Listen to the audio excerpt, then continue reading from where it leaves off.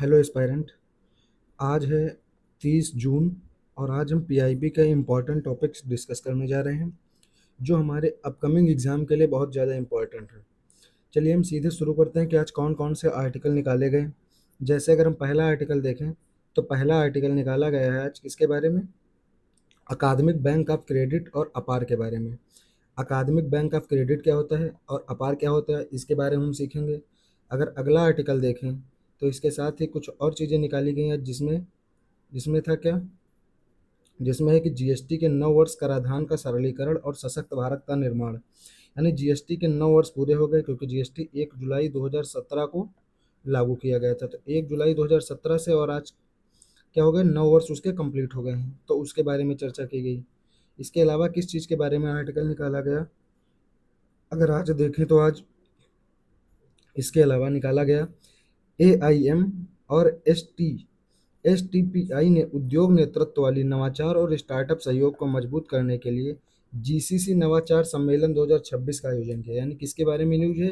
ये निकाली गई जीसीसी नवाचार सम्मेलन 2026 के बारे में आर्टिकल पब्लिश हुआ। अगर इसके अलावा कुछ आर्टिकल और देखें, और आर्टिकल किस चीज़ के बारे में आया, तो जो पर्यटन मंत्रालय है, पर्यटन मंत्रालय ने क्या किया है, भारतीय पर्यटन के डिजिटल प्रचार को मजबूत करने के लिए गूगल इंडिया के साथ क्या किया है, एक समझौता किया है। पर्यटन मंत्रालय ने क्या किया है, गूगल इंडिया के साथ एक समझौता किया है। इसके बारे में एक आर्टिकल पब्लिश हुआ।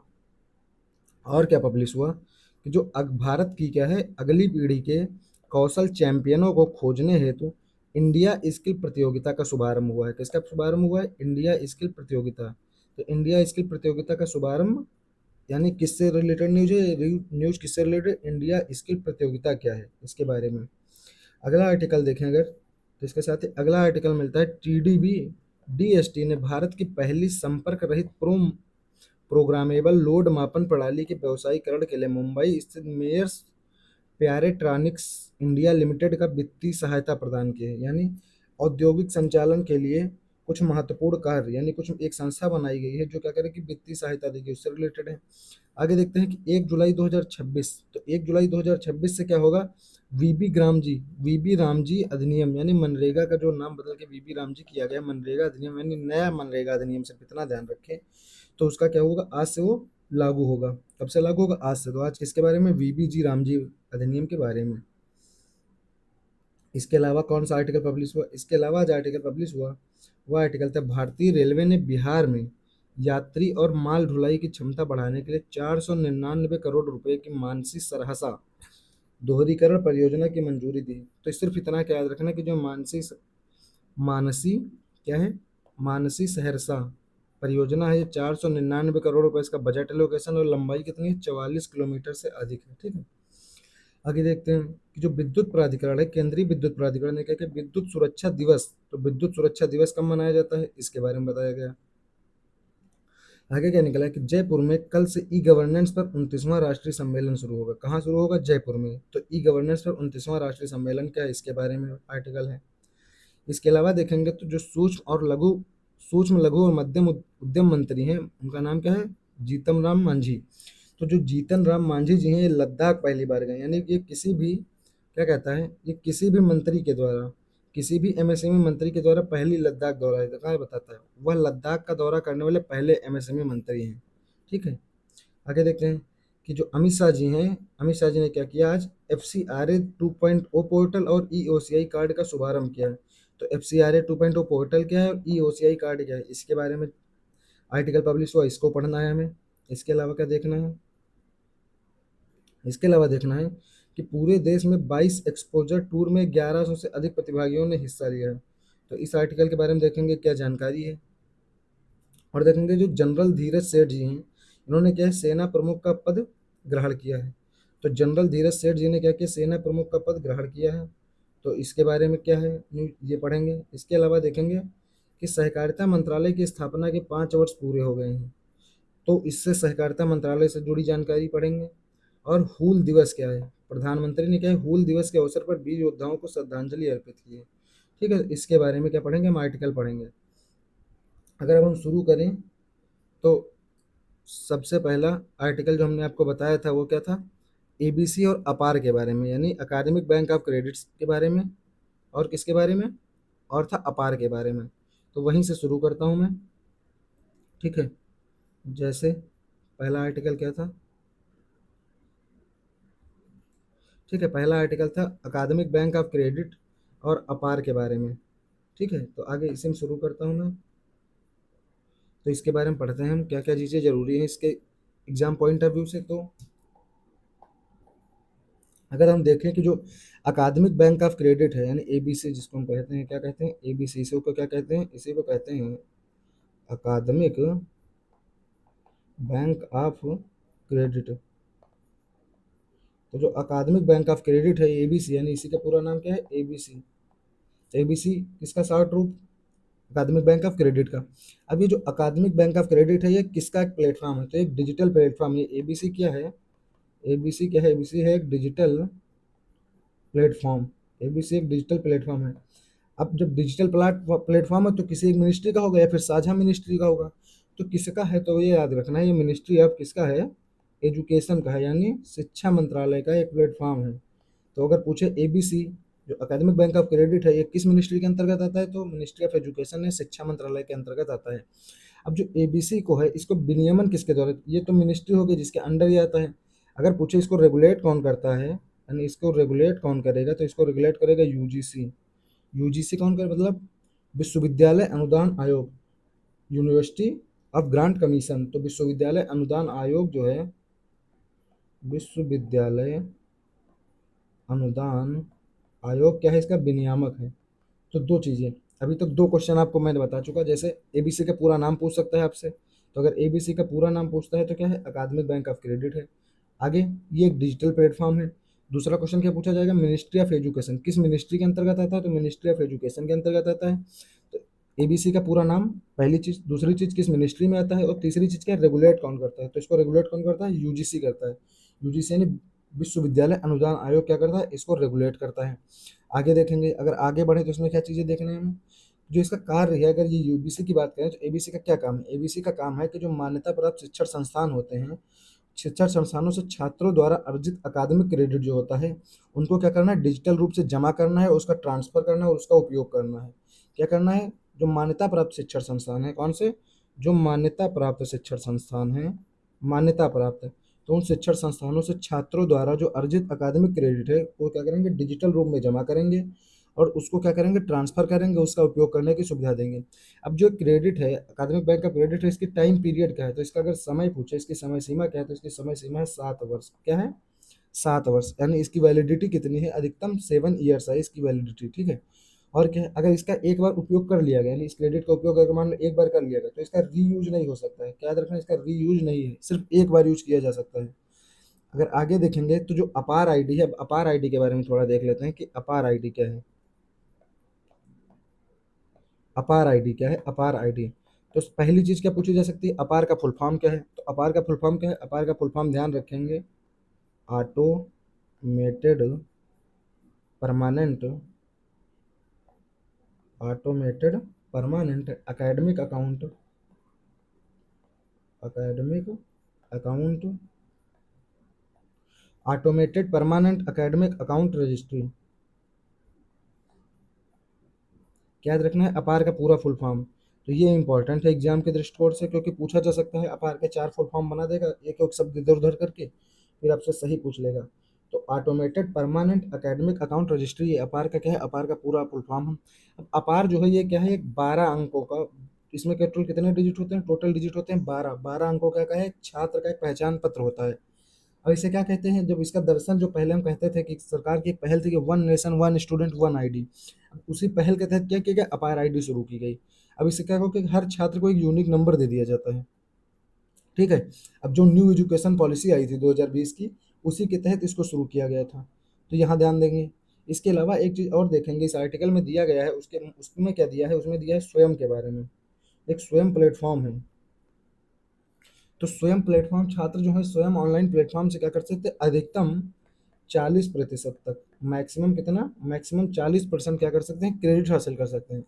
तो क्या याद रखना है कि जो स्वयं पोर्टल है, स्वयं प्लेटफॉर्म है, उसके तहत जो छात्र हैं वो मैक्सिमम 40% क्या कर सकते हैं? क्रेडिट हासिल कर सकते हैं, क्योंकि क्रेडिट की ही चर्चा की गई पूरे आर्टिकल में।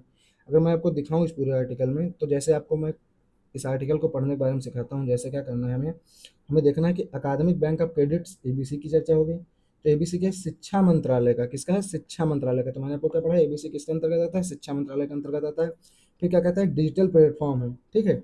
अब इसे विश्वविद्यालय अनुदान आयोग द्वारा विनियमित किया जाता है। तो यहाँ से पहली लाइन से जो आर्टिकल है, इससे सीधे दो क्वेश्चन बन रहे हैं, तो इसलिए क्या है? इंपॉर्टेंट है। आगे क्या करते हैं? ठीक है, आगे देखते हैं अपार आईडी के बारे में क्या दिया हुआ। अपार के बारे में देख, विशिष्ट 12 अंकों वाला। कितने अंकों वाला? 12 अंकों वाला, ठीक है, पहचान नंबर है। अब जो एबीसी प्रणाली से जुड़ा हुआ है और one nation one student ID पहल के तहत इसको शुरू किया गया। तो मैंने अभी आपको बताया कि उसी को बढ़ावा देने के लिए क्या किया गया? ये अपार आईडी शुरू की गई। तो ये हो गया। अब क्या था? अब इसके बाद मैं आपको बताता हूँ इस टॉपिक से क्या क्या क्वेश्चन पूछे जा सकते हैं, वो साथ में करा देता हूँ। जैसे ये हो गया। अब इसके बाद क्वेश्चन क्या क्या पूछ लिया है। अगर क्वेश्चन की मैं बात करूँ तो इस टॉपिक से क्वेश्चन पूछा जा सकता है कि एबीसी जो है, एबीसी, ठीक है, एबीसी जो है, अगर क्वेश्चन पूछा जाए एबीसी क्या है, एबीसी को किस संस्था के द्वारा विनियमित किया जाता है, यानी एबीसी का विनियमन कौन करता है, रेगुलेट कौन करता है। तो एबीसी का विनियमन कौन करता है? यूजीसी करती है। क्या करती है? यूजीसी क्या है? एबीसी का विनियमन करती है। आगे, आगे अगर बताएं कि वन नेशन वन स्टूडेंट, अगला क्वेश्चन पूछ क्या सकता है कि जो वन नेशन वन स्टूडेंट पहल, one nation one student ID, तो जो वन वन नेशन और वन स्टूडेंट आईडी पहल के तहत क्या शुरू किया गया? अपार आईडी। तो अपार आईडी जो है, ये कितने अंकों का कोड है? तो क्या याद रखना है? अपार आईडी टोटल 12 अंकों का एक कोड है। कितने अंक है अपार आईडी में? 12 अंक है। अगला क्वेश्चन क्या पूछ सकता है आपसे? अगला क्वेश्चन पूछ सकता है अपार का फुल फॉर्म बताओ। तो अपार का अगर फुल फॉर्म की बात की जाए तो क्या है अपार का फुल फॉर्म? अपार का फुल फॉर्म आपको मैंने बताया automated permanent academic account registry, ठीक है, ये हो गया। इसके अलावा क्या पूछा सकता है? जो एबीसी पोर्टल है, इस पे छात्रों द्वारा अर्जित क्रेडिट अधिकतम कितने वर्षों तक मान्य होते हैं? तो भी बताया आपको कितने, मैक्सिमम कितने वर्षों तक? तो मैक्सिमम 7 वर्ष तक। तो कहते हैं जो एबीसी है, एबीसी अगर पोर्टल पर छात्र कोई क्रेडिट खरीदता है तो उसकी मैक्सिमम टाइम लिमिट क्या है? तो 7 साल तक के लिए वैलिड रहेगा, ठीक है, ये हो जाएगा। इसके अलावा क्या है? जो स्वयं पोर्टल के बारे में भी बताया आपको मैंने, बताया क्या था? स्वयं ऑनलाइन प्लेटफॉर्म के बारे में। तो जो स्वयं पोर्टल था, इस पे क्या है? इसका मैक्सिमम क्रेडिट लिमिट कितनी है? तो मैक्सिमम क्रेडिट लिमिट क्या है? 40%। कितनी है? 40%। तो ये याद रखेंगे। ये चीज़ें हो गई। अब इसके अलावा क्या चीज़ें देखेंगे हम इसमें? जो अगला आर्टिकल किससे रिलेटेड है हमारा, उसके बारे में बढ़ते हैं। ये हो गया। अगला आर्टिकल देखते हैं। अगला आर्टिकल किस चीज़ से रिलेटेड था हमारा? ये सब उसी के बारे में दिया हुआ है। आप इसको पूरा पढ़ेंगे तो मैंने जो आपके लिए पूरा क्रक्स लेकर, जैसे जो स्वयं एकीकरण की बात किया मैंने भी, तो क्या कहा गया इसमें? इसको स्वयं ऑनलाइन प्लेटफॉर्म से 40% तक की क्रेडिट हासिल कर सकते हैं। तो सारी चीज़ें मैं आपके लिए क्या करता हूँ, इसका कंक्लूजन दे देता हूँ ताकि आपका पूरा समझ। अब आप ये पूरा आर्टिकल पढ़ते हैं तो लगभग 20 मिनट के आते हैं, 25 मिनट। मैंने आपको 3 से 4 मिनट में क्या किया? पूरा आर्टिकल डिस्कस कर दिया है, ठीक है। आगे देखते हैं कि जो अगला है वो है जीएसटी के 9 वर्ष कराधान का सरलीकरण और सशक्त भारत का निर्माण। यानी किसके बारे में आर्टिकल आ गया? आर्टिकल आया है जीएसटी के बारे में। चलिए इसके बारे में देख लेते हैं क्या कहता है। इसी में से पहले देख लेते हैं कि जीएसटी क्या है। एक अप्रत्यक्ष कर है। कौन सा है? अप्रत्यक्ष कर है, ठीक है। और 2017 में इसका कार्यान्वयन हुआ, यानी 2017 से लागू हुआ। चलिए मैं आपको बताता हूँ इस चीज़ में क्या क्या इंपॉर्टेंट है। जैसे जीएसटी है, तो अगर जीएसटी की चर्चा करें हम, तो जीएसटी के बारे में क्या क्या देखना है? जीएसटी लागू कब होता है? तो क्या देखना है कि जीएसटी कब लागू होगा। तो जीएसटी कब लागू हुआ? जीएसटी लागू हुआ 1 जुलाई 2017। तो डेट याद रखना है कब लागू होता है जीएसटी? 1 जुलाई 2017 को जीएसटी लागू होता है। आगे अगर देखेंगे कि जीएसटी के तहत क्या किया गया, तो जीएसटी के तहत किया गया कि जो लगभग 17 क्या थे? इनडायरेक्ट 17 अलग अलग इनडायरेक्ट टैक्स, यानी 17 इनडायरेक्ट टैक्स को,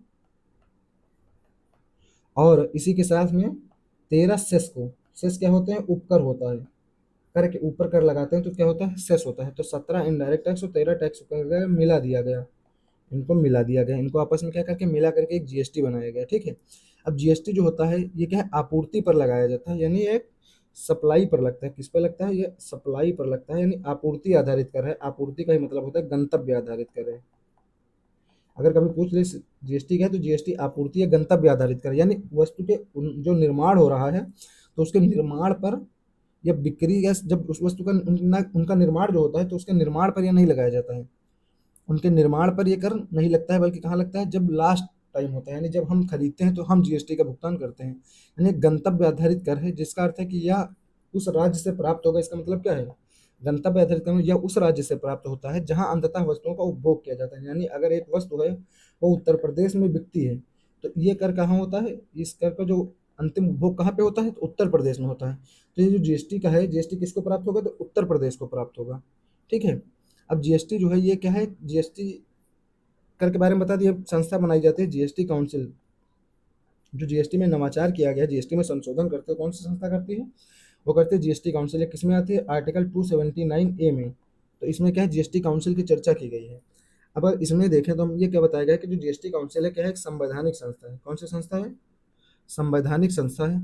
अब यह क्या करती है, राज्य और केंद्र आपस में मिल करके इसमें डिस्कशन करते हैं कि टैक्स का रेट क्या होना चाहिए, कौन सी वस्तुएं टैक्स के बाहर होनी चाहिए, कौन से टैक्स के अंदर होनी चाहिए, इसकी चर्चा की जाती है।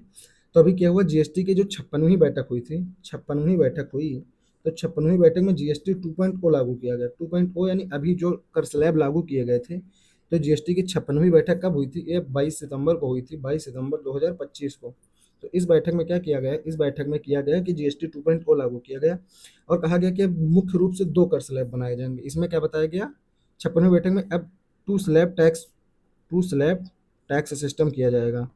तो जो टू स्लैब टैक्स सिस्टम है इसमें एक रखा गया कि एक 5% की लिमिट होगी, एक 18% की, यानी ज्यादातर वस्तुएं 5% या 18% के स्लैब में रखी जाएंगी। अब इसके बाद क्या चीजें देखेंगे, अब इसके बाद देखेंगे अब इसमें क्या क्या क्वेश्चन पूछ सकता है आपसे, क्योंकि इसमें पूरे आर्टिकल में बस यही दिया हुआ है। तो एक क्वेश्चन, सीधा क्वेश्चन कि जीएसटी कब लागू होता है। पहला क्वेश्चन क्या पूछेगा, अगर पूछ ले कि जीएसटी कब लागू होता है तो क्या डेट है, 1 जुलाई 2017। पहला क्वेश्चन सीधा यहाँ से बन जाएगा। दूसरा कि जीएसटी के ढांचे में, जीएसटी का जो मूल ढांचा है उसके तहत कितने अप्रत्यक्ष करों को शामिल किया गया, तो तभी आपको पता है 17 अप्रत्यक्ष करों को क्या किया गया, शामिल किया गया था। अगर पूछ ले जीएसटी किस प्रकार का कर है, तो जीएसटी क्या है, गंतव्य आधारित कर है, यानी डेस्टिनेशन बेस्ड टैक्स है। तो ये याद रखेंगे। इसके अलावा क्या रखेंगे कि अगर कभी पूछ ले कि जो जीएसटी है तो जीएसटी के तहत कौन सी वस्तुएं बाहर हैं, तो अगर मान लो मैं एक लिस्ट बना के दे दूं कौन सी वस्तु जीएसटी से बाहर है, तो एक पहला ऑप्शन बना दे तंबाकू, फिर बना दे विलासिता की वस्तुएं, फिर बना दे मानव उपभोग के लिए शराब, जो शराब होती है, फिर बना दे ऑनलाइन गेमिंग। तो कौन सी वस्तु बाहर है, तो शराब बाहर है। शराब क्या है, जीएसटी से पूरी तरह से बाहर है।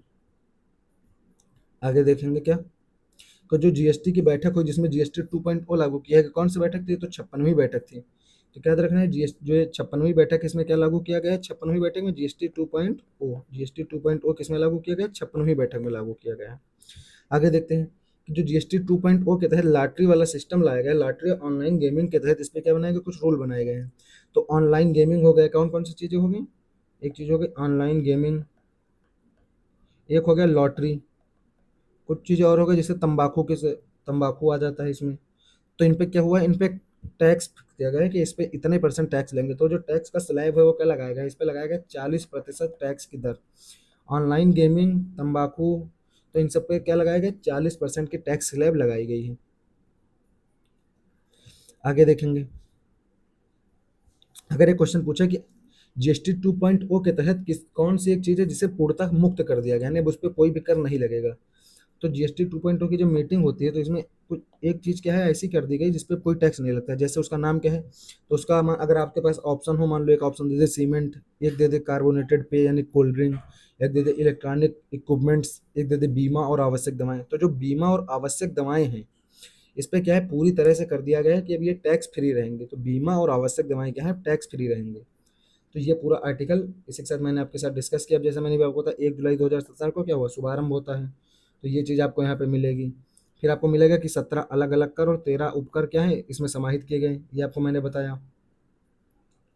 तो ये चीज़ें पूरे आप आर्टिकल में देखेंगे। और इस जो काम मैंने करा जैसे गंतव्य आधारित कर मैंने आपको बताया, तो यही सारी चीज़ें आपको क्या करेंगी, आपको इसमें मिलेंगी। तो आप पूरा आर्टिकल पढ़ के आप अपना समय ना गवाइएगा। मैंने आपको जो चीज़ें इसमें जरूरी थी वो करवा दी। जैसे कौन सी बैठक थी, 56वीं बैठक है। तो कब हुई थी, 22 सितंबर को हुई थी, अभी बताया था। ये इसी बैठक क्या है, जीएसटी 2.0 इसी को कहते हैं। अब हम देखते हैं अगला आर्टिकल। अगला आर्टिकल क्या है, अगला आर्टिकल है जीसीसी नवाचार सम्मेलन 2026 के बारे में। किसके बारे में, जीसीसी नवाचार सम्मेलन 2026 के बारे में एक आर्टिकल पब्लिश हुआ। अब हम देखते हैं किसके बारे में, जीसीसी 2026 के बारे में। ठीक है, अब हम देखेंगे जीसीसी क्या है। तो जो जीसीसी नवाचार सम्मेलन है इसका आयोजन कौन करता है, तो सबसे पहली चीज क्या है कि इसका आयोजन कौन करेगा। एक सम्मेलन है तो इसका आयोजन भी कोई करेगा। तो अगर इसके आयोजन की चर्चा करें तो इसका आयोजन करेंगे 2 लोग मिल करके। कौन से 2 लोग हैं? एक तो है अटल इनोवेशन मिशन, अटल इनोवेशन मिशन, ये हो गया। इसके साथ में एक चीज़ और मिलके, एक संस्था और मिलेगी, उस संस्था का क्या नाम है? उसका नाम है एसटीपीआई। अब इस संस्था का क्या फुल फॉर्म होगा? जो एसटीपीआई है, ये सॉफ्टवेयर टेक्नोलॉजी, क्या है? Software technology parks parks of India. तो ये 2 संस्थाएं क्या है, इसके हम मिल करके आयोजन करेंगे। तो जो अटल इनोवेशन मिशन है, ये मैंने आपको बहुत पहले भी पढ़ाया था एक आर्टिकल में, कि नीति आयोग के तहत आता है। तो नीति आयोग की एक संस्था अटल इनोवेशन मिशन और एक संस्था एसटीपीआई, ये क्या है? Software tech parks of India. तो ये दोनों मिल करके क्या करेंगे? इसका आयोजन करेंगे। अब आयोजन होगा तो किसी स्थान पर आयोजन होगा। तो स्थान कौन सा? वो स्थान है बेंगलुरु। कहाँ पे आयोजन होगा? बेंगलुरु में आयोजन होगा। तब 2 चीज़ें हो गई, एक तो आयोजन कौन करेगा, दूसरा आयोजन स्थल क्या है। अब ये आयोजन जो है तो इसका कुछ उद्देश्य होगा। तो इसका उद्देश्य क्या है? अगर देखें इसका एम क्या है, तो इसका एम क्या है? जो उद्योग नेतृत्व वाली नवाचार और स्टार्टअप को क्या करना है? सहयोग करके मजबूती देनी है। यानी उद्यमिता जो होती है, उसे उद्यमिता का जो पूरा एक इकोसिस्टम है, उसमें नवाचार देना है ताकि वो बहुत ज़्यादा मजबूती से काम कर सके। ठीक है, तो एक चीज़ ये हो गई। अब इसके अलावा क्या चीज़ें इसमें देखनी है? एक चीज़ याद रखनी है, जो एसटीपीआई संस्था है, इसके एक महानिदेशक का नाम याद रखना है। क्या करना है? महानिदेशक कौन है? तो एसटीपीआई के जो महानिदेशक हैं वो कौन है? वो है श्री अरविंद कुमार। तो याद क्या रखना है? अगर सीधा पूछ ले कि एसटीपीआई के महानिदेशक श्री अरविंद कुमार हैं, तो श्री अरविंद कुमार है, ये बात हमें याद रखनी है। ठीक है, अब क्या चीज़ें हैं? अब इसमें कहा गया है कि जो भारतीय का ये जीसीसी बनाया जाएगा, जीसीसी नेटवर्क बनाएंगे, तो हम भारत, जीसीसी का मतलब क्या? Global capability centre.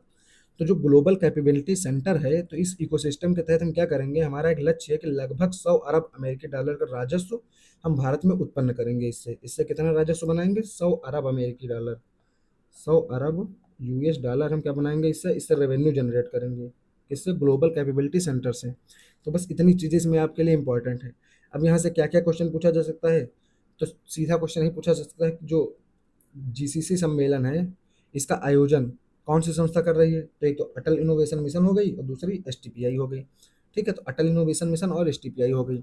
इसके अलावा क्या पूछ सकता है आपसे कि जो ये सम्मेलन हो रहा है, ये कहाँ पे हो रहा है? तो ये बेंगलोर में हो रहा है। कहाँ पे हो रहा है? बेंगलोर में हो रहा है। क्वेश्चन ये हो गया आपसे। दूसरा क्वेश्चन क्या पूछा जा सकता है इससे कि जो अटल इनोवेशन मिशन है, अटल इनोवेशन मिशन,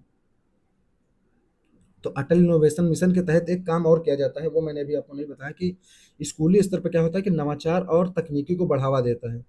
तो नवाचार और तकनीकी को बढ़ावा देने के लिए इस संस्था की स्थापना की जाती है। किसके तहत? अटल इनोवेशन मिशन के तहत।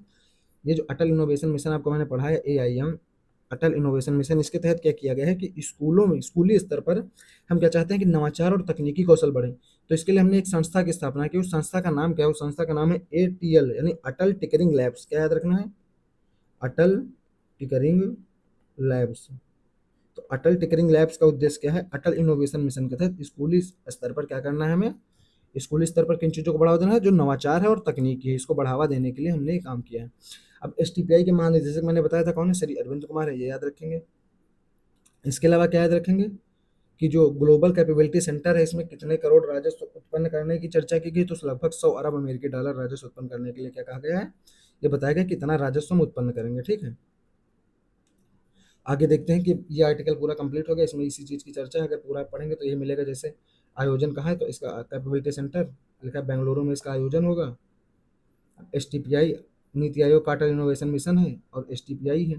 एसटीपीआई के साथ साझेदारी में क्या हुआ है? शुरू हुआ है। तो ये पूरे आर्टिकल में आपको इसी की चर्चा मिलेगी। आप पूरा आर्टिकल पढ़ेंगे तो सिर्फ यही चीज़ें आपको निकल के आएंगी। फिर यहाँ पे लिखा है ना अटल टिकरिंग लैब्स के बारे में, तो ये मैंने अभी आपको करा दिया कि अटल टिकरिंग लैब्स का क्या काम है। आगे बढ़ते हैं, अगला आर्टिकल देखते हैं। अगला आर्टिकल क्या है? जो पर्यटन मंत्रालय है, पर्यटन मंत्रालय ने क्या किया है? पर्यटन के डिजिटल प्रचार को मजबूत करने के लिए गूगल इंडिया के साथ एक समझौता ज्ञापन पर हस्ताक्षर किए हैं। क्या किए हैं? पर्यटन मंत्रालय ने पर्यटन डिजिटल प्रचार को मजबूत करने के लिए क्या कर लिया? एक समझौता किया है। किसके साथ किया है? तो गूगल इंडिया के साथ किया है। तो हमें क्या रखना है? सीधा क्वेश्चन रखना है कि किसके साथ समझौता हुआ, तो याद रखना है किसके साथ, क्वेश्चन बेस्ड। अब इस आर्टिकल में कोई जरूरी चीज़ तो है नहीं इसके अलावा डिस्कस करने के लिए, बस यही है कि किसके साथ समझौता हुआ, याद रखना गूगल इंडिया के साथ समझौता किया गया है। और इसके अलावा अगर देखें एक चीज़ तो ये याद रखेंगे कि जो भारत के केंद्रीय पर्यटन एवं संस्कृति मंत्री हैं, कौन है? जो पर्यटन मंत्रालय के मंत्री हैं, मंत्री का नाम क्या है? ये ध्यान रखेंगे। तो जो मंत्री का नाम है मंत्री का नाम है श्री गजेंद्र सिंह शेखावत। कौन है? गजेंद्र सिंह शेखावत। यहाँ पे लिखा हुआ है गजेंद्र सिंह शेखावत। ठीक है। अब जो गूगल इंडिया ने पर्यटन मंत्रालय के बीच जो समझौता किया हुआ है, ये किस अभियान के अंतर्गत आता है? अगर पूछ ले किस अभियान के तहत है, तो इसके अभियान के तहत ये अभियान है इनक्रेडिबल इंडिया यानी अतुल्य भारत। किस अभियान के तहत है? तो यहाँ पे लिखा है आपके साइज आर्टिकल में दिया हुआ था। ये देखो, केंद्रीय मंत्री ने कहा कि यह सहयोग जो है ये इनक्रेडिबल इंडिया पहल के तहत है। किसके तहत है? Incredible India. तो इनक्रेडिबल इंडिया पहल जो है ये किससे? पर्यटन से रिलेटेड है, ये भी याद रखेंगे। और जो समझौता हुआ है किसके तहत हुआ है? तो ये हुआ है इनक्रेडिबल इंडिया पहल के तहत। इनक्रेडिबल इंडिया जो पहल है इसके तहत क्या किया गया है? समझौता किया गया है। ठीक है। किसके साथ किया गया? तो गूगल इंडिया के साथ किया गया। ये आर्टिकल हो गया। अब इसके बाद हम क्या देखेंगे? एक दूसरा आर्टिकल देखेंगे। वो कौन सा आर्टिकल है? वो है जयंत चौधरी जो है केंद्रीय मंत्री, उन्होंने क्या किया है? इंडिया स्किल्स प्रतियोगिता, कौशल विकास और उद्यमिता से संबंधित क्या है? इंडिया स्किल प्रतियोगिता का क्या क्या है? शुभारंभ किया है। ठीक है। अब इसके बारे में अगर हमें चर्चा करनी हो तो जो ये क्या है? Skill India digital hub platform, इसी में चर्चा की जाएगी आगे। तो इस टॉपिक में हम क्या देखें? अगर इस टॉपिक में हम देखें सीधे कुछ चीज़ें देख लें, जैसे इंपॉर्टेंट चीज़ें क्या है पूरे आर्टिकल में। तो इस पूरे आर्टिकल की अगर हम चर्चा करें तो क्या देखना है हमें कि जो ये है पूरा ये किया जा रहा है इंडिया स्किल प्रतियोगिता। तो ये पहली बात किस मंत्रालय के तहत आता है? तो मंत्रालय कौन सा अगर होगा तो मंत्रालय होगा कौशल विकास मंत्रालय। तो पहली चीज़ कौशल विकास मंत्रालय, ये याद रखना है, याद ही रहेगा। इसके बाद क्या है? इसमें क्या किया गया है? इसमें टोटल 63 कौशल श्रेणियों में युवाओं की पहचान की जाएगी। अगर पूछे कि इंडिया स्किल प्रतियोगिता में क्या है, टोटल 63 कौशल की श्रेणियां बनाई गई। कितनी श्रेणियां हैं? टोटल 63 श्रेणियां हैं। टोटल कितनी श्रेणियां हैं? 63 है। जैसे एक श्रेणी होगी पूरी मैन्युफैक्चरिंग की, एक होगी डिजिटल टेक्नोलॉजी की, एक होगी इंजीनियरिंग की, एक होगी हॉस्पिटलिटी से रिलेटेड, एक होगी ट्रांसपोर्ट से रिलेटेड, एक होगी क्रिएटिविटी से रिलेटेड। ऐसे क्या 63 सेक्टर हैं, 63 सेक्टर हैं टोटल। ठीक है। आगे क्या चीज़ें ध्यान रखनी, जो इसका कार्यान्वयन है वो कौन करेगा? अगर ये पूरा इंडिया स्किल प्रतियोगिता, तो इसका कार्यान्वयन कौन करेगा? याद रखना है, अगर कार्यान्वयन कौन करेगा तो इसका जो कार्यान्वयन करेगी वो संस्था थी राष्ट्रीय कौशल विकास निगम। कौन है? राष्ट्रीय कौशल विकास निगम। ठीक है। अब इंडिया स्किल प्रतियोगिता की शुरुआत जो होती है पहली बार कब शुरू किया गया था? पहली बार 2016 में शुरू हुई थी। कब शुरू हुई थी? 2016 से शुरुआत हुई थी और उसके बाद से लगातार चलती आ रही है। अब क्या देखना है कि जो अंतर्राष्ट्रीय प्रदर्शन है इसमें इंडिया स्किल प्रतियोगिता में अंतर्राष्ट्रीय स्तर पर भारत का क्या स्थान है? तो जो 2024 में वर्ल्ड स्किल प्रोग्राम हुआ था, कहाँ हुआ था? वर्ल्ड स्किल प्रोग्राम 2024 का अगर बात करें 2024 का कौन सा प्रोग्राम? World skill programme. ये कहाँ हुआ था? ये हुआ था फ्रांस में। कहाँ हुआ है? फ्रांस में। याद रखेंगे कि वर्ल्ड स्किल प्रोग्राम कहाँ हुआ था? फ्रांस में हुआ था। अब इसमें भारत ने क्या किया था? भारत ने 4 कांस्य पदक जीते थे। तो इसमें भारत ने गोल्ड मेडल तो नहीं जीता था, लेकिन 4 कांस्य पदक भारत ने जीते थे, यानी ब्रॉन्ज मेडल जीते थे। यानी थर्ड रैंक पे लगभग भारत का स्थान था और 4 पदकों के साथ में। अगर बात करें हम इसमें भारत की अब तक सबसे अच्छी रैंकिंग क्या है, तो भारत ने अब तक सबसे अच्छा स्थान जो ग्रहण किया है उसमें 13वां ग्रहण किया है। 13वें के ऊपर अभी तक भारत नहीं आया है, यानी भारत का स्थान टॉप 10 में अभी तक नहीं रहा है। अब इसी तरह का एक प्रोग्राम और होता है वर्ल्ड स्किल एशिया। अब वर्ल्ड स्किल एशिया में भारत टॉप 10 में रहा है और उसमें भारत का स्थान 8वां रहा है। किसमें? World skill Asia. World skill, ये तो वर्ल्ड लेवल का है, तो जब अगर एशिया में चर्चा की जाए तो भारत का स्थान 8वां आ जाता है।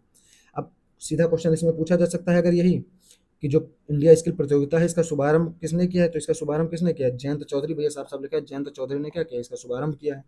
ठीक है। पहले दूसरी चीज़ क्या पूछी जा सकती है कि जो इंडिया स्किल प्रतियोगिता है 2026-27 की, इसमें क्या है?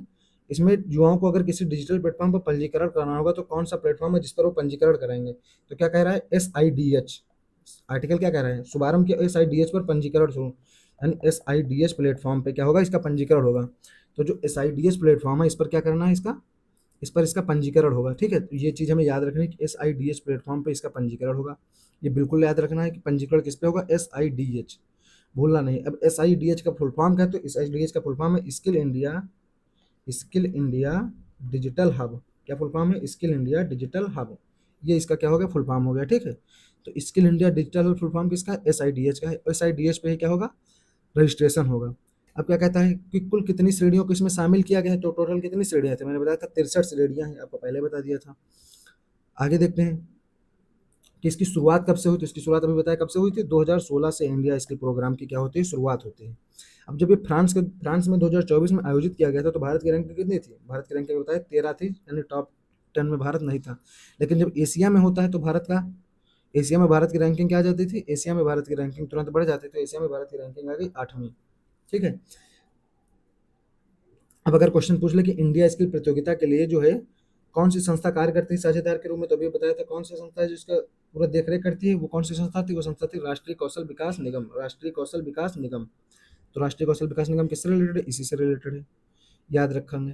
अब अगले आर्टिकल की तरफ चलते हैं, ये आर्टिकल हमारा कंप्लीट होता है पूरा। अब इस आर्टिकल में सब इसी चीज़ों की चर्चा है पूरे आर्टिकल में पढ़ना, जैसे यहाँ पे लिखा है 63 कौशल शामिल रहेंगे। 2016 में शुरू हुआ, तो किससे शुरू हुआ, 2016 में शुरू हुआ था। तो ये सारी चीज़ें हैं।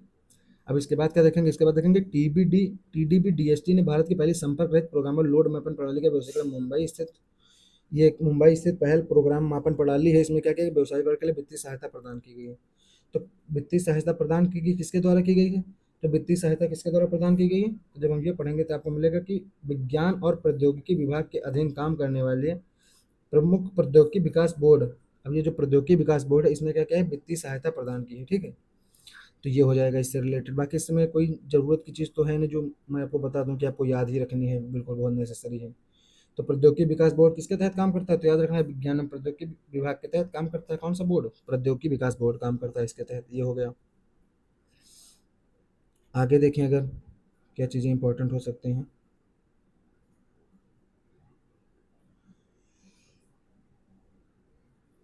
तो इसमें एक तकनीकी का प्रयोग किया गया है, वो एलएमओ तकनीकी। आगे भी आर्टिकल जब पढ़ेंगे आप तो यहाँ पे एक एलएमओ तकनीकी का प्रयोग किया गया है। यह प्रणाली न्यूनतम अंशांकन आवश्यकता के साथ सटीक भार मापन उपलब्ध कराती है। ठीक है। ये सटीक भार उपलब्ध कराएगी, मतलब विच्छेद जो होता है बहुत कम कमियों के साथ में क्या कराएगी, एक पूरा मापन देगी। तो अगर पूछे एलएमओ तकनीक और औद्योगिक स्वचालन इकोसिस्टम में उन्नत बनाने के लिए किस प्लेटफॉर्म के साथ ये साझा किया गया है, तो ये ब्लॉकचेन नेटवर्क पर बेस्ड है। तो ब्लॉकचेन नेटवर्क के साथ इसका साझा किया गया है ताकि क्या किया जा सके, तो सटीक जानकारियां दे सके पूरा प्लेटफॉर्म। आगे देखेंगे अगला क्या है। अगला आर्टिकल है 1 जुलाई 2026 से क्या लागू हो रहा है, आज से लागू हो रहा है बीबी राम जी, यानी मनरेगा का जो योजना बदल के नाम रखा गया है उसका, वो आज से लागू हो रही है। वो कब से लागू होगी, तो आज से लागू होगा। अभी इसका पूरा नाम क्या है बीबी राम जी का, इसका पूरा नाम है विकसित भारत, क्या है विकसित, वी से विकसित, बी से भारत, विकसित भारत, आगे ग्रा विकसित भारत, फिर गारंटी, विकसित भारत गारंटी फॉर रोजगार और एवं आजीविका मिशन। तो क्या है, विकसित भारत गारंटी फॉर रोजगार एवं आजीविका मिशन। अब ये क्या है, ये कब से लागू होगा, तो सीधा लिखा है यहाँ पे कब से लागू होगा, 1 जुलाई 2026 से क्या होगी, ये लागू होगी। ठीक है। ये हो गया।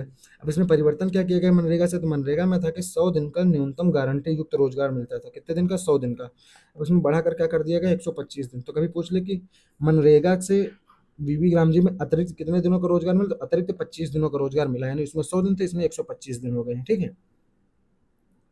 आगे देखेंगे कि इसका बजट कितना एलोकेट किया गया, तो जो इस ये योजना शुरू की गई थी इसका बजट जो एलोकेट किया गया था, बजट एलोकेट किया गया था 95,692 करोड़। ये याद रखेंगे, क्वेश्चन पूछा जा सकता है क्योंकि ये योजना बहुत इंपॉर्टेंट है ना। तो हो सकता है इससे डायरेक्ट क्वेश्चन पूछा जाए। 95,692 करोड़ क्या है इसका बजट था, आवंटित बजट कितना है, 95,692 करोड़। ठीक है। ये हो जाएगा।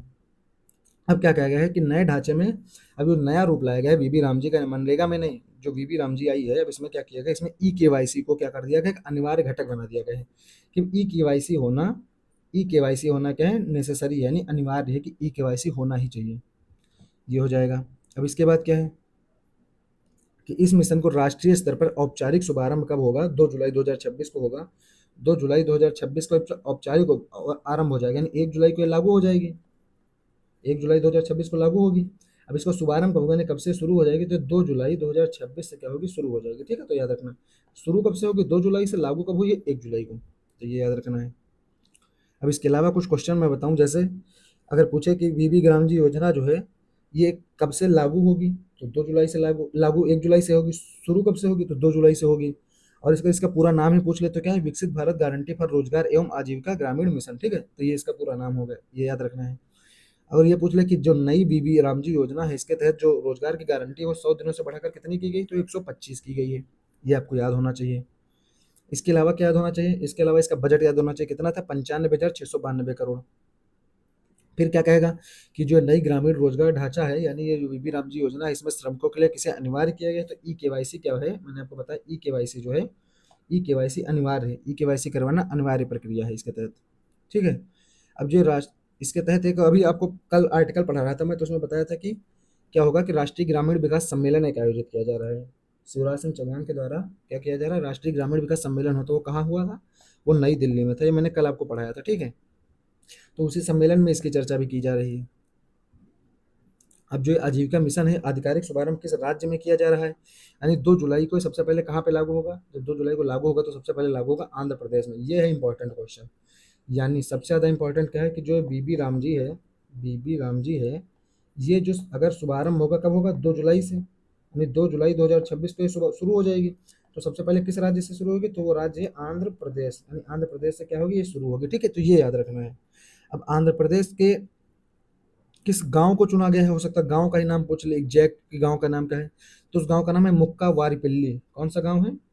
मुक्का, कौन सा गांव है? गांव यहाँ लिखते हैं मुक्का वारीपल्ली। मुक्का वारीपल्ली में क्या होगी? ये लागू होगी। कहाँ है मुक्का वारीपल्ली? ये आंध्र प्रदेश में। और ये 2 जुलाई 2026 को क्या होगी? यहीं से लागू होगी। तो आंध्र प्रदेश के मुक्का वारीपल्ली से ये योजना लागू हो जाएगी लीगली। अब यहीं पे सब लिखा है। गारंटी को 125 दिनों तक किया गया है, बजट इतना है, पूरा आर्टिकल है, जो आप पढ़ेंगे तो सब सेम ही दिखेगा। इसलिए आपको इसको पढ़ने की जरूरत ही नहीं, मैंने जो चीज़ें करा दी बस वही है इसमें। क्या नहीं, 2 जुलाई को आंध्र प्रदेश में इसको क्या किया जाएगा? राष्ट्रीय शुभारंभ होगा इसका। ठीक है। अब क्या कहता है? आंध्र प्रदेश के ये ओबुलावारीपल्ली मंडल के मुक्कावारीपल्ली गांव में आयोजित किया जाएगा। तो कहाँ होगा? मुक्कावारीपल्ली में। अगला आर्टिकल देखते हैं। अगला आर्टिकल क्या है? अगला आर्टिकल है ई गवर्नेंस पे रिलेटेड। यानी इसमें तो ये वाला आर्टिकल तो बिहार वाला जो मैंने बताया था इसको पहले बता दिया था कि इसमें सिर्फ इतना याद रखना कि 499 करोड़ रुपए का बजट है और 44 किलोमीटर की क्या है? लंबाई है। और मानसी सहरसा क्या है? मानसी सहरसा परियोजना है। बस इतना याद रखना है, क्योंकि बीपीएससी सीधे क्वेश्चन पूछ लेता है कि लंबाई 44 किलोमीटर, बजट 499 करोड़, सीधा क्वेश्चन पूछ ले रहा है, इसलिए मैंने आपको करा दिया। अगला क्या है? विद्युत सुरक्षा, विद्युत प्राधिकरण से रिलेटेड विद्युत सुरक्षा पर एक जागरूकता कार्यक्रम का आयोजन किया गया है। क्या किया गया है? ये कार्यक्रम का आयोजन हुआ है। तो अब इसमें क्या याद रखना है हमें? अगर हम उसकी चर्चा करें, इसमें कौन सी चीज़ ऐसी है जो हमें याद रखनी है? इसमें इस पूरे जो आज का आर्टिकल आया है, तो इसमें कौन सी चीज़ हमें याद रखनी है? तो अगर याद रखने की चर्चा करनी हो तो इसमें एक चीज़ याद रखनी है कि जो 29 जून 2026 को क्या किया गया है?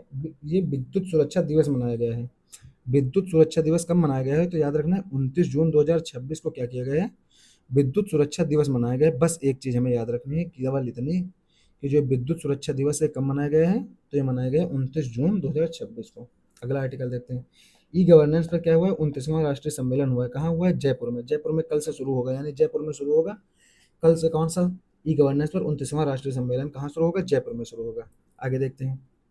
अगर सीधा क्वेश्चन पूछे ई गवर्नेंस पर आयोजित होने वाले कौन सा क्रम का राष्ट्रीय सम्मेलन है, तो 29वां है। याद रखना है कौन सा है? 29वां राष्ट्रीय सम्मेलन है। ठीक है। आगे देखते हैं। सीधा देखते हैं मैं कौन सा है। तो मैंने आपको बता दिया 29वां है, ये याद रखेंगे आप। इसके बाद क्या रखेंगे कि ये कितने दिनों का आयोजन है? तो ये 2 दिनों का आयोजन है। अब ये कहाँ हो रहा है? तो राजस्थान के कहाँ होगा? जयपुर में होगा। तो जयपुर राजस्थान में ये आयोजन किया जा रहा है। अब आयोजन की डेट अगर पूछ ले तो 1-2 जुलाई, यानी 1 जुलाई और 2 जुलाई को ये किया जाएगा। ठीक है।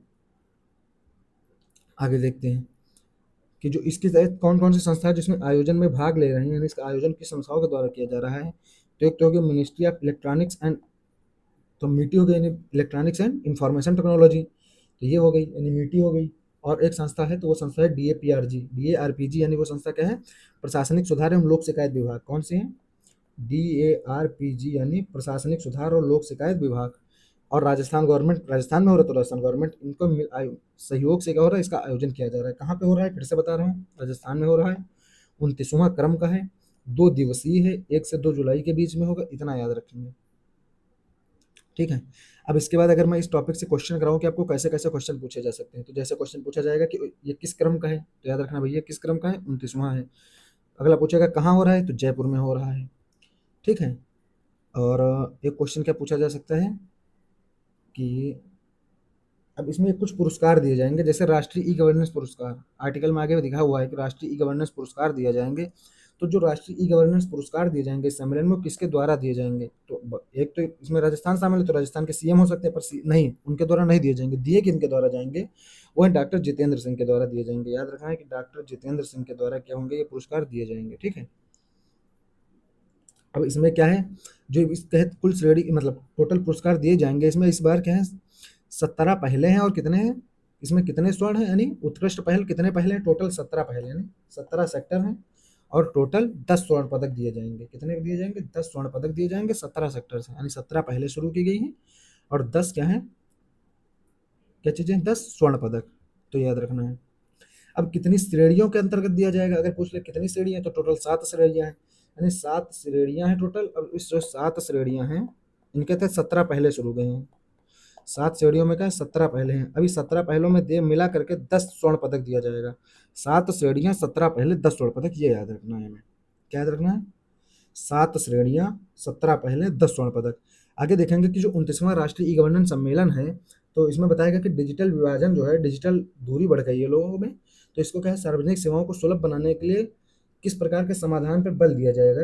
तो वो बल है वॉइस फर्स्ट समाधान। तो अगर पूछ लो वॉइस फर्स्ट समाधान, तो कहाँ से, ई गवर्नेंस से रिलेटेड है। और ये क्या है, डिजिटल जो दूरी बन गई, डिजिटल डिस्टेंस बन गई है, वॉइस फर्स्ट समाधान के द्वारा उस डिजिटल दूरी को क्या करना है, कम करना है। ठीक है, तो ये हो गया। आगे क्या देखेंगे, अगला आर्टिकल देखते हैं। अगला आर्टिकल किससे रिलेटेड था? तो जो FCRA 2.0, या देखो यहाँ पे वही लिखा है, 1 से 2 जुलाई के बीच में जयपुर के राजस्थान में 29वां सम्मेलन होगा। ये आयोजन हो रहा है, 2 दिवसीय आयोजन है, मैंने आपको पहले बता दिया। अब इसमें क्या है, राजस्थान सरकार भाग ले रही है, सूचना प्रौद्योगिकी भाग ले रही है, तो ये भाग ले रहे हैं। अब इसमें देखो यहाँ पे लिखा है डिजिटल विभाजन को पाटना है, तो इसके लिए क्या किया गया, वॉइस फर्स्ट समाधान को प्राथमिकता दी गई है। ये हो गया। अब ये आर्टिकल है, ये क्या कहता है, ये आर्टिकल जो है, इसमें याद रखना था, मैंने आपको बताया भी था कि जो जीतन राम मांझी जी क्या हैं, ये एमएसएमई के जो मंत्री हैं, ये पहली बार लद्दाख गए हैं।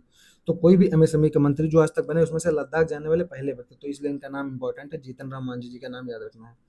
अगला आर्टिकल देते हैं। अगला आर्टिकल क्या कहता है कि अमित शाह जी ने आज क्या किया है, नई दिल्ली में FCRA 2.0 पोर्टल और EOCI कार्ड का क्या क्या है, शुभारंभ किया है। तो क्या शुभारंभ किया है, FCRA 2.0 पोर्टल और EOCI कार्ड का शुभारंभ किया है। अब देखेंगे कि FCRI पोर्टल है, ये क्या है, ये एक विदेशी अंशदान अधिनियमन के अंतर्गत अनुपालन को क्या करता है, सरल बनाता है। यानी FCRA किससे रिलेटेड है, तो जो विदेशी क्या होता है, अंशदान, विदेशी अंशदान के विनियमन से रिलेटेड है। किससे रिलेटेड है, विदेशी अंशदान के विनियमन से रिलेटेड क्या है, FCRA, जो FCRA पोर्टल है, तो इससे संबंधित है। और ये क्या करता है कि जो इसके माध्यम से जो आवेदन और किए जाते हैं, तो उनका क्या करता है, वार्षिक विवरण निकालता है, और वो जितनी भी प्रक्रियाएं हैं, तो उनको क्या करता है, डिजिटल रूप से एंड टू एंड क्या देखता है कि सब प्रक्रियाएं पूरी हो गई हैं कि नहीं पूरी हुई हैं, दस्तावेज जमा करने की प्रक्रिया समाप्त हुई अभी कि नहीं समाप्त हुई, सारे आंकड़े इकट्ठा हो पाए कि नहीं इकट्ठा हुए, ये सब काम कौन करता है, FCRA के तहत किए जाते हैं। ठीक है। अब अब क्या चीज़ है, जो EOCI कार्ड है, तो EOCI कार्ड क्या है, electronic overseas citizen of India. तो EOCI कार्ड क्या है, electronic overseas citizen of India. तो EOCI कार्ड जो है, इसका पूरा नाम हो गया। अब ये एक नागरिक केंद्रित पहल है। इसमें क्या किया गया है कि जो नई डिजिटल व्यवस्था से वैश्विक स्तर पर क्या करना है, 50 लाख से लगभग अधिक OCI कार्डों को सीधा लाभ पहुंचेगा। अभी OCI कार्ड जो बनाया जाएगा, तो इसके तहत जो डिजिटल व्यवस्था के तहत 50 लाख लोगों को लगभग क्या होगा, सीधा लाभ पहुंचेगा। अब देखेंगे कि इसमें सीधा क्वेश्चन क्या पूछे जाते हैं, क्योंकि आर्टिकल बहुत ज़्यादा टेक्निकल है, इसमें चीज़ें जानकारी के लिए बहुत सारी दी हुई, पर हमारे काम की लगभग है नहीं। तो हम सीधे क्वेश्चन बेस्ड अप्रोच अपनाते हैं इसमें कि क्या क्या क्वेश्चन पूछा जा सकता है, और वो चीज़ें हम कवर कर लें। जैसे क्वेश्चन पूछा जा सकता है, जो FCRA 2.0 पोर्टल है, FCRA 2.0 पोर्टल है, ये किससे रिलेटेड है? तो अगर इस पूछ ले किससे रिलेटेड है, तो क्या देखना है, ये किससे रिलेटेड है, ये रिलेटेड है विदेशी अंशदान से, यानी फॉरेन कंट्रीब्यूशन से, विदेशी दान जो आता है उससे रिलेटेड है। ये विदेशी दान फॉरेन कंट्रीब्यूशन से रिलेटेड है, ये याद रखेंगे। अब इसके अलावा क्या देखेंगे, तो जो FCRA 2.0 पोर्टल बनाया गया है, तो ये क्या किया गया है कि डेटा सुरक्षा को बढ़ावा देने के लिए बनाया गया है। तो किस नेशनल गवर्नमेंट जो है, कौन सी नेशनल गवर्नमेंट क्लाउड प्लेटफॉर्म पर होस्ट किया गया है? तो एक चीज़ ये पूछी जा सकती है, क्वेश्चन क्या सेट कर देगा, क्वेश्चन सेट कर देगा कि जो डेटा सुरक्षा को अगर मजबूत करना है, तो डेटा सुरक्षा मजबूती के लिए जो नया FCRA 2.0 पोर्टल बनाया गया है, FCRA 2.0 पोर्टल के संपूर्ण डेटा को, जो इसका पूरा डेटा होगा, पोर्टल का डेटा होगा, ये किस नेशनल गवर्नमेंट क्लाउड प्लेटफॉर्म पर होस्ट किया गया है। ये जो डेटा है किस नेशनल गवर्नमेंट क्लाउड उसका जो होता है जिसपे स्टोरेज रखते हैं, उस प्लेटफॉर्म कौन सा क्लाउड प्लेटफॉर्म है जिसपे पूरा डेटा रखा गया है, तो उस प्लेटफॉर्म का नाम है, याद रखना है, मेघराज। क्या नाम है? मेघराज। बस ये याद रखना है, ये हमें याद होना चाहिए, मेघराज इसका नाम है।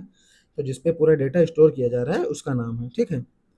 अब क्या देखेंगे कि जो ईओसीआई कार्ड धारक है, इससे कितने लोगों का लाभ होगा? मैंने बताया था कि लगभग 50 लाख लोगों को लाभ हो सकता है। अब क्या याद रखना है कि ईओसीआई जो कार्ड धारक है, ईओसीआई प्रणाली जब लागू हो गई है तो इसके कितनी वर्ष की आयु के पश्चात जो नया पासपोर्ट बनने पर ओसीआई बुकलेट को पुनः पुरान जारी करने की पुरानी बाध्यता समाप्त की गई है। क्या कहा गया है कि जो ईओसीआई प्रणाली है, यानी कौन सी प्रणाली है? ईओसीआई प्रणाली जो है, इसके लागू होने के बाद, अब ये जब लागू हो गई, अब इसके लागू होने के बाद कितने वर्ष की आयु के पश्चात नया पासपोर्ट बनने पर, मतलब पूछ रहा है कितने वर्ष के बाद अगर हम नया पासपोर्ट बनाएंगे तो ओसीआई बुकलेट को पुनः जारी नहीं करना पड़ेगा, यानी उसकी जो बाध्यता थी वो समाप्त हो गई। तो बाध्यता पहले कितनी थी? वो बाध्यता थी 20 वर्ष की। तो ये भले नया याद हो, लेकिन ये याद होना चाहिए मेघराज से संबंधित। तो 20 वर्ष की आयु ऐसे ध्यान रखेंगे तो अब 20 ऑप्शन में आएगा, तो अब टिक कर देना, ठीक है। आगे क्या देखते हैं? आगे देखते हैं कि सरकार का एक रूल है, मिनिमम गवर्नमेंट मैक्सिमम गवर्नेंस। तो इसी के तहत एफसीआरए 2.2 पोर्टल में सहजता लाई गई है। तो कहा गया है कि जो ये सहजता लाई गई है तो इसमें क्या किया जाएगा? दस्तावेज जो होंगे ऑटोमेटेड रूप में चेक कर लिए जाएंगे, यानी अब इसको करने के लिए एक आदमी की जरूरत नहीं होगी, सब ऑटोमेटेड रूप से काम हो जाएगा। तो इसमें जो होगा वो तकनीकी कौन सी यूज होगी? तो इसमें जो तकनीकी यूज करेंगे उसके लिए ओसीआर तकनीकी। ओसीआर तकनीकी क्या है? Optical character recognition. क्या याद रखना है? Optical character recognition. रिकॉग्निशन तो ओसीआर तकनीकी के तहत क्या किया जाएगा? इसमें ऑटोमेटेड रूप में क्या चाहिए? जो दस्तावेज है उनको निकाला जाएगा, देखा जाएगा। आगे देखेंगे, अगला एक आर्टिकल और है,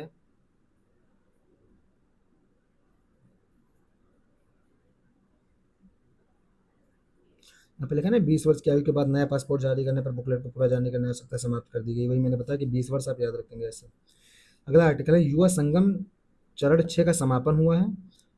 तो इससे रिलेटेड क्या क्या चीजें हैं? शिक्षा मंत्रालय क्या कह रहा है? केंद्रीय शिक्षा मंत्रालय के अंतर्गत उच्च शिक्षा विभाग द्वारा आयोजित युवा संगम कार्यक्रम। सीधा क्वेश्चन है, युवा संगम कार्यक्रम किसके द्वारा आयोजित किया गया है? तो भैया शिक्षा मंत्रालय के तहत आयोजित किया गया है। कौन सा अगर विभाग का नाम दे दे तो उच्च शिक्षा विभाग ने क्या किया है? इसका आयोजन किया है। ये सीधा क्वेश्चन यही पूछा जा सकता है। अब इसका क्या करें? अंतिम दौरा 19 जून 2024 मध्य प्रदेश से झारखंड का तक संपूर्ण। इसका उद्देश्य क्या है? देश के युवाओं के बीच राष्ट्रीय एकता, सांस्कृतिक आदान प्रदान, अनुभव आधारित शिक्षा को क्या करना है? बढ़ावा देना है। ये हो गया। आगे देखेंगे इससे रिलेटेड सीधे क्वेश्चन हम देखते हैं कि जो युवा संगम चरण 6 का जो कार्यक्रम है ये किस मंत्रालय के द्वारा आयोजित किया गया? तो याद रखना है शिक्षा मंत्रालय। सीधा क्वेश्चन पूछा जाएगा, आपको बता देना कौन सा मंत्रालय? शिक्षा मंत्रालय। आगे कहे कि अगर युवाओं के बीच राष्ट्रीय एकता और भाषाई विविधता को बढ़ावा देने के लिए जो युवा संगम किस प्रमुख राष्ट्रीय कार्यक्रम का हिस्सा है, तो किसका कार्यक्रम का हिस्सा है? तो एक भारत श्रेष्ठ भारत। अब ये कहाँ से लिया गया है कि एक भारत श्रेष्ठ भारत कार्यक्रम का क्या है? ये एक हिस्सा है। तो आगे जब आप पढ़ेंगे तो इसमें लिखा मिलेगा कि जो कार्यक्रम है ये एक भारत श्रेष्ठ भारत की थीम पर बनाया गया है, उसी पहल का क्या है? ये एक हिस्सा है। ये देखो क्या कह रहा है, ये कार्यक्रम ने पूर्ण रूप से एक भारत श्रेष्ठ भारत के दृष्टिकोण को मूर्त रूप दिया है। यानी किसके तहत आता है? एक भारत श्रेष्ठ भारत कार्यक्रम के तहत आता है। ये याद रखेंगे। अगर पूछ ले इसका अंतिम दौरा किस राज्यों के बीच हुआ, तो अभी आपको पढ़ाया था मैंने, अंतिम दौरा किन राज्यों के बीच? मध्य प्रदेश से झारखंड के बीच में। आर्टिकल में लिखा है कहाँ? अंतिम दौरा जो है मध्य प्रदेश से झारखंड तक सफलतापूर्वक संपन्न हुआ है। तो ये याद रखना है। तो ये चीज़ें हैं जो हमें याद रखनी है। इसके अलावा क्या चीज़ें याद रखनी है? किसी आगे पढ़ेंगे तो इसमें बताएगा कि कलमकारी और वारली एक पारंपरिक पेंटिंग्स हैं। तो कलमकारी किस क्षेत्र की पारंपरिक पेंटिंग है? तो कलमकारी आंध्र प्रदेश की है। वारली कहाँ है? कि महाराष्ट्र की है। तो क्या रखना? कलमकारी पेंटिंग किसमें चर्चा की गई? जो आंध्र प्रदेश की है। और वारली पेंटिंग की चर्चा की गई जो कहाँ की? महाराष्ट्र की है। तो ये याद रखना है हमें, ठीक है। इसके अलावा क्या याद रखना है कि सहकारिता मंत्रालय का शायद अगला आर्टिकल है, सहकारिता मंत्रालय के 5 वर्ष जो पूरे हो गए। एक तो जनरल धीरज सेठ ने क्या किया है? सेना प्रमुख का पद धारण किया है। सेना प्रमुख का पद ग्रहण किसने ग्रहण किया है? तो जनरल धीरज ने किया है। तो यानी कौन से हैं ये? 31वें क्रम में देखेंगे तो ये कौन से 31वें क्रम के हैं। अब ये किसके? तो जो जनरल उपेंद्र द्विवेदी जी थे उन्होंने क्या किया है? उन्होंने सेवानिवृत्त हो गए हैं। तो जब उनकी सेवानिवृत्ति के बाद कौन से आए हैं? तो उनकी सेवानिवृत्ति के बाद आए जनरल धीरज सेठ, ये 31वें क्रम के हैं। तो बस यही दो चीजें याद रखनी है इसमें। अगर देखते हैं सहकारिता मंत्रालय के 5 वर्ष पूरे हो गए हैं। क्या हुआ? सहकारिता मंत्रालय के 5 वर्ष पूरे हो गए हैं। तो अभी क्वेश्चन पूछ ले कि सहकारिता मंत्रालय के कितने वर्ष पूरे हो गए? तो 5 वर्ष पूरा हो गए हैं। बस ये क्वेश्चन हमें याद रखना है, इसके अलावा कुछ नहीं याद रखना है हमें, बस हो गया। अब इसी में एक संस्था का जिक्र किया गया है, पीएसीएस। तो पीएसीएस का फुल फॉर्म याद रखना है। पीएसीएस का फुल फॉर्म क्या है? Primary agriculture credit society. क्या है पीएसीएस का full form? Primary agriculture credit society. ये चीज़ हमें याद रखनी है, ठीक है। अगला आर्टिकल है, सबसे लास्ट आर्टिकल जो है, ये सबसे ज़्यादा इंपॉर्टेंट आर्टिकल है। हूल दिवस के अवसर पर क्या हुआ, वीर योद्धाओं को श्रद्धांजलि अर्पित की गई है। अब प्रधानमंत्री मोदी जी ने क्या किया है, हूल दिवस के अवसर पर श्रद्धांजलि अर्पित की है। तब ये आर्टिकल से रिलेटेड हम जानकारी देखते हैं क्या है। एक तो इसमें चर्चा की गई हूल दिवस की। अब ये है क्या इंपॉर्टेंट, क्या है जो हूल दिवस के अवसर पर विदेशी शासन के खिलाफ, विदेशी शासन मतलब इंग्लिश ईस्ट इंडिया कंपनी जो थी, इसके खिलाफ लड़ने वाले जो वीर योद्धाओं थे उनको श्रद्धांजलि दी गई है। अब जो है तो ये हूल दिवस, हूल शब्द किससे रिलेटेड है, तो ये रिलेटेड है आंदोलन से यानी विद्रोह से, आंदोलन या विद्रोह से, और जो जनजाति ट्राइब्स विद्रोह है वहां से लिया गया है, तो जनजाति विद्रोह से रिलेटेड शब्द है। अब इस अवसर पर जो सिद्धो कान्हू थे, सिद्धो कान्हू या चांद भैरव या फूलो झानो जैसे जो वीर आदिवासी योद्धा थे, कौन कौन, सिद्धो कान्हू थे, और कौन था, फूलो झानो थे, इनका नाम है फूलो झानो। एक कौन थे, चांद भैरव। तो ये आदिवासी जो योद्धा थे, इन्होंने क्या अपना बलिदान दिया था। तो इसी को क्या कहा गया, हूल दिवस का मौका इसी को बताया गया कि संथाल विद्रोह का संपूर्ण इतिहास अगर आपको मैं पूछ लो, कि अभी पूछ लो मैं कि संथाल विद्रोह कौन था, संथाल विद्रोह क्या था, तो जो संथाल विद्रोह है इसी को संथाल हूल कहा जाता है। संथाल विद्रोह को ही क्या कहते हैं, संथाल हूल कहते हैं। अभी विद्रोह कब हुआ था, तो ये हुआ था 1855 से 1856, यानी 1857 के विद्रोह से पहले हुआ था। अब इसमें क्यों हुआ था, तो जो ब्रिटिश औपनिवेशिक शासन था, जमींदार और साहूकारों के अत्याचारों के खिलाफ भड़का था। यानी ब्रिटिश औपनिवेशिक शासन जमींदारों और साहू के अत्याचारों के खिलाफ भड़क गया, उसी में क्या हो, ये पूरा विद्रोह हो गया। तब इस विद्रोह का नेतृत्व तो किसने किया था, तो संथाल विद्रोह का नेतृत्व चार भाइयों ने किया था। कौन से भाई थे, सिद्धो कान्हो चांद भैरव ने किया था। अपनी बहन उनकी थी फूलो और झानो। तो यानी संथाल विद्रोह से संबंधित है हूल दिवस। क्या है, संथाल विद्रोह से संबंधित कौन सा दिवस है, तो हूल दिवस हो गया। याद रखना। इसका क्षेत्र क्या है, अगर पूछ ले संथाल विद्रोह का क्षेत्र, तो क्षेत्र है राजमहल की पहाड़ियाँ। कौन सा क्षेत्र है, राजमहल पहाड़ी का क्षेत्र है। ये इससे रिलेटेड है, जो झारखंड में पड़ता है, ठीक है, ये याद होना चाहिए। अब जब ये विद्रोह हुआ था तो इसके बाद क्या हुआ था, इसके बाद अंग्रेजों ने संथाल परगना काश्तकारी अधिनियम पारित करके आदिवासियों की जमीनों को संरक्षण दिया था, क्योंकि इतना ज़्यादा बड़ा विद्रोह था। तो जो अंग्रेजों को उपाय करना पड़ा था कि संथाल काश्तकारी अधिनियम बनाना पड़ा, और उसके बाद क्या हुआ, आदिवासियों की जमीनों को सुरक्षा दी गई। तो अब पूछ ले सीधे कि हूल विद्रोह किस आदिवासी विद्रोह की याद में मनाया जाता है, तो क्या याद रखना क्वेश्चन अगर पूछ ले हूल विद्रोह किस आदिवासी विद्रोह से संबंधित, तो है संथाल। किसका उत्तर होगा, संथाल। अब क्या कहेगा, प्रसिद्ध संथाल विद्रोह अगर पूछ ले कब हुआ, तो मान लो कब हुआ, 1855 से 56 में हुआ, ये लिखा हुआ इसी आर्टिकल में। यहाँ से क्वेश्चन पूछा जाए तो आप बना लेंगे। अगर पूछ ले कि संथाल विद्रोह जो था इसका नेतृत्व कौन दिया था, तो सिद्धो कान्हू ने दिया था। अब इस ग्रंथ में इसके अलावा किसने किसने योगदान दिया, तो नाम आएगा फूलो और झानो का। फूलो और झानो ने क्या किया था, सिद्धो और कान्हू के साथ मिलकर के योगदान दिया। अब ये किस क्षेत्र में था, तो ये क्षेत्र था राजमहल पहाड़ियों का क्षेत्र था। अब जो राजमहल पहाड़ियों का क्षेत्र था संथाल के निवासों का, वहाँ पे किस भौगोलिक नाम से जानते थे उसको, तो अगर उसका नाम पूछ ले इसी राजमहल पहाड़ी के क्षेत्र को, उसको कहते थे दमिन ए को। तो दमिन ए को किससे संबंधित है, संथाल विद्रोह से, और राजमहल पहाड़ियों के क्षेत्र में आता है, ठीक है। अब हूल शब्द का वास्तविक अर्थ क्या, क्रांति या विद्रोह था। तो इसी के साथ क्या होता है, आज का आर्टिकल डिस्कशन हमारा समाप्त होता है। तो उम्मीद करता हूँ कि आपको ये पूरा पीआईबी का आर्टिकल आज का समझ में आया होगा, क्योंकि आज के आर्टिकल में सबसे ज़्यादा लास्ट वाला जो टॉपिक है हूल विद्रोह, ये सबसे ज़्यादा इंपॉर्टेंट टॉपिक है, क्योंकि जीएस के कोर टॉपिक से जुड़ा हुआ है। और हो सकता है कि स्टैटिक पार्ट में यानी जीएस में जब क्वेश्चन पूछा जाए तो वहीं पे विद्रोह से संबंधित क्वेश्चन पूछ ले, और पूछ ले हूल विद्रोह। हूल विद्रोह का संबंध किससे है, ये इन्हीं के नेताओं के बारे में पूछ लेता है, काश्तकारी अधिनियम के बारे में पूछ लेगा। तो ये सारी चीज़ें हमने डिस्कस कर ली। तो थैंक यू दोस्तों मेरे साथ जुड़ने के लिए। जय हिंद, जय भारत।